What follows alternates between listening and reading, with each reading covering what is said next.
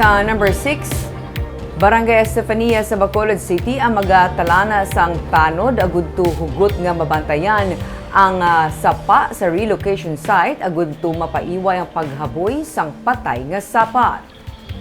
Buhi pa ining tutoy nga ginsulod sa sako kag ginhaboy sang wala makilalan nga persona malapit lang sa Taytay Purok Arao sakop sang Barangay Estefania. Ang ido ang temporaryo nga ginsagod sa isa sa mga residente sa lugar. Madumduman nga sa amuman nga Taytay, nakitaan sadto ang isa ka rider nga naghaboy sang ido sa sapa. Ugaling sang ginsaway siya sa mga residente, iya ginkuha ang ido kag ginhigot agud magguyod sang iya motorsiklo. Suno kay punong barangay Jerry Tingson sang Barangay Estefania, ila na ginausisa ang amo nga insidente. Nagpasalig man siya nga magtalana sang tanod agud mag-monitor sa lugar agud to mapaiway ang paghaboy sang sapat ilabi na patay nga baboy sa sapa bangod man sang kahangawa tugas sang African swine fever.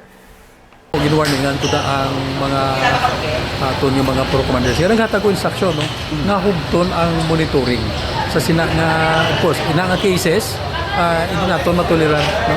So, naghatag na ko instruction sa aton monitoring team. Kag hibaloon din nila kung sino na ang mga guilty nga party.